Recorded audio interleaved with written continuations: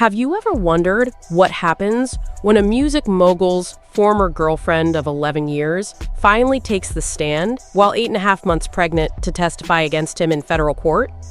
Because that's what went down on day 2 of Sean Diddy Combs' trial, and the tea is scalding.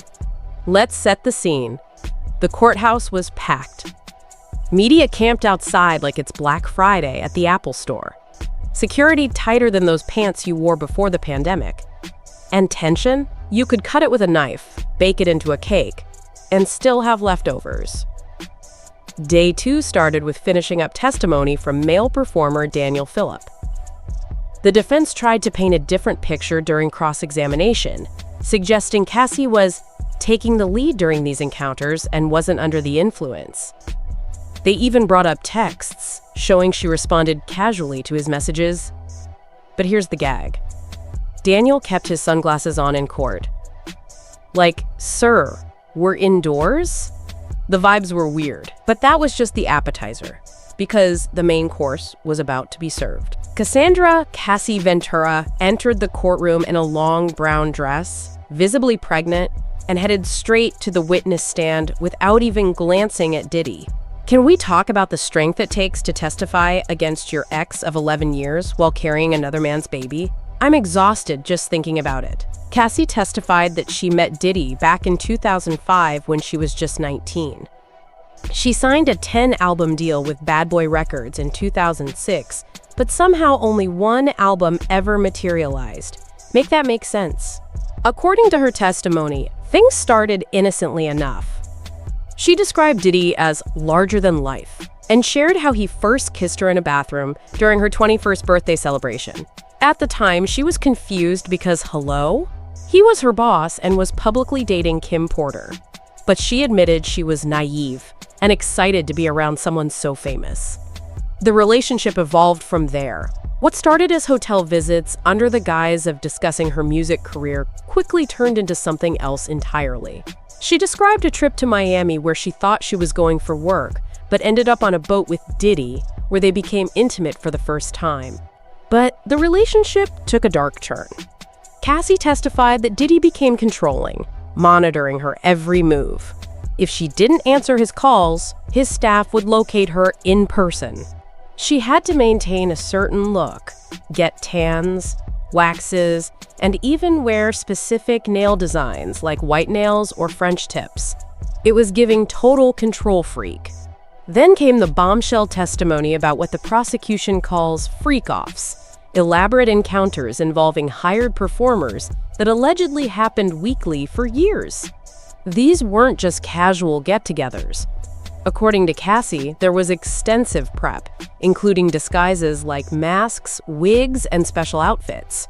Cassie testified that Diddy directed everything, the lighting, positions, even pouring candle wax. She claimed she only participated to make him happy and would take substances just to get through them. She testified that his eyes would go black with anger if she refused. And I haven't even gotten to the most disturbing parts. The jury was shown emails between them where Diddy allegedly pressured her into these situations. In one exchange, her nickname was Baby Girl, while his was Pop Pop, a name she found disrespectful since it was what she called her grandfather. Yikes. According to Cassie, these encounters happened everywhere. His homes, hotels in New York, Miami, Los Angeles, Atlanta, Turks and Caicos, and Vegas. She testified that staff would provide supplies like Johnson & Johnson baby oil. Apparently 10 bottles would be used in a single encounter. Staff would also clean up afterward and handle damage charges to hotel rooms.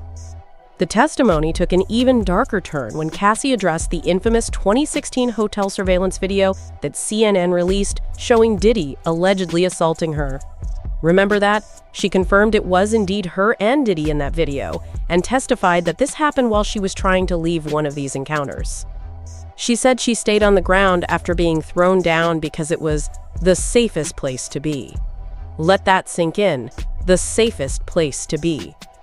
Now, this testimony is expected to continue today, with cross-examination potentially lasting until Thursday. And you know the defense is gearing up to ask why she stayed, why she didn't report it, and all those victim-blaming classics.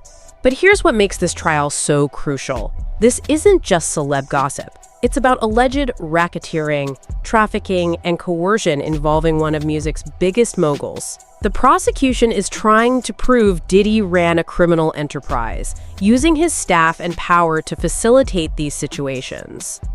What's wild is how calm the jury remained during this incredibly graphic testimony.